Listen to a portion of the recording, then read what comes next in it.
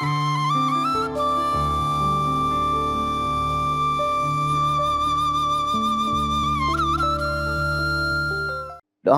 தொலைக்காட்சி பார்வையாளர்கள் எல்லோருக்கும் இனிய காலை வணக்கம்.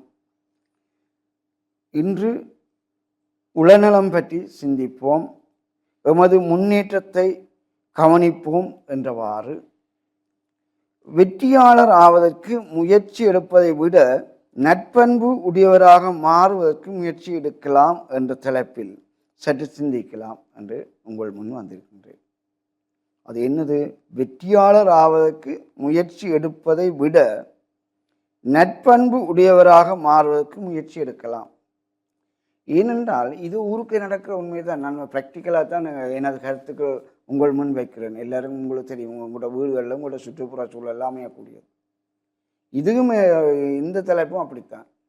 நீங்கள் வெற்றி பெற்ற உடனே உங்களுக்கு கொஞ்சம் திமிர் பிடிச்சிட்டேன்னு சொல்லுவார்கள்.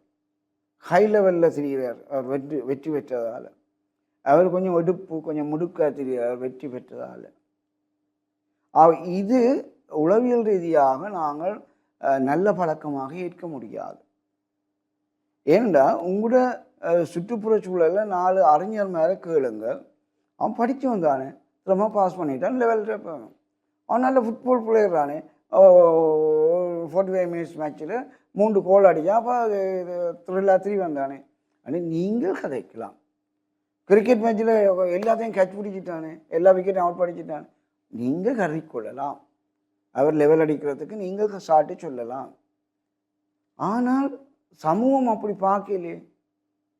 சமூகம் அப்படி சொல்லுது, வெற்றியாளர் ஆவதற்கு முயற்சி எடுப்பதை விட அது நட்பண்பு என்பது என்னது? நான் வெற்றி பெற்றாலும், நான் பரீட்சையில் படித்து பாஸ் பண்ணாலும், ஃபுட்பாலில் கோல் எடுத்தாலும், கிரிக்கெட்டில் விக்கெட் விழுத்தினாலும், வேறு எந்த முயற்சியிலையும் வெற்றி பெற்றாலும் அவையடக்கம் பேச்சாளருக்கின்ற போன்று வீரர்களுக்கும் புத்திஜீவிகளுக்கும் நாவடக்கம், மற்றது பணிவு தேவை. இந்த பணிவு நாவடக்கம் நட்பண்பு இல்லை என்று சொன்னால் எங்களை காங்கொண்டு ஓடுகொண்டு வயதுவனாக சொல்கிறார். நீங்கள் வெற்றியாளர் சரி, நீங்கள் புலமையாளர் சரி, நீங்கள் திறமையாளர் சரி, நீங்கள் நல்ல நிலையில் உயர்ந்த நிலையை எட்டி பிடிச்சிட்டீங்கன்னு சரி ஏற்றுக்கொள்கிறோம். ஆனால் கொஞ்சம் பணிஞ்சு வாருங்கள், இறங்கி வாருங்கள், நாங்கள் அடக்கமாக பார்ப்போம். ஏதோ லக் பைசான் கிடைச்சிடல, நான் கஷ்டப்பட்டதுக்கு கொஞ்சம் கிடைச்சிருக்கு, அவ்வளோ அதில் பேச ஒன்றும் இல்லை என்றாவது உங்களுக்கு கொஞ்சம் குறைச்சி காட்டி மற்றவர்களையும் அணைத்து செல்ல வாருங்கள் என்றால் நாங்கள் கேட்டுக்கொள்கிறோம். அப்போ அதுக்குத்தான் நாங்கள் தலைப்பு என்ன போட்டிருக்கோம்?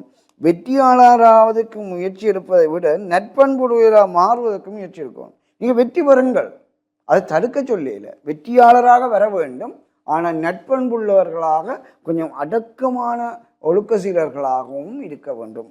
ஆகவே ஒருவரை அடுத்தவர் விரும்ப தூண்டும் நடத்தைகளும் செயற்பாடுகளுமே நட்பண்புடையவராக கருத முடியும். படிப்பில், தொழிலில், நட்பில், உறவில், பொது இடங்களில் நல்ல பண்புள்ள ஒருவரையே மாற்ற விரும்பும்.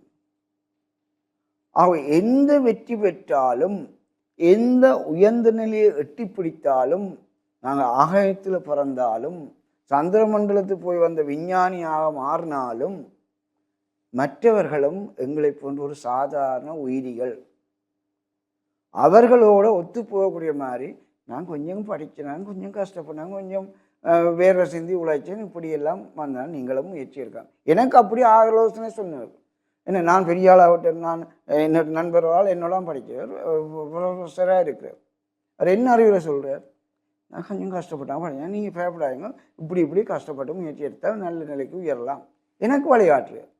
அதே நாங்களும் எந்த உயரத்துக்கு போனாலும் பணிஞ்சு மற்றவர்களையும் அணைத்து அவர்களையும் முன்னேற வழிகாட்டி வாழ வேண்டும் என்று கூறி விடைபெறுகின்றேன். நன்றி.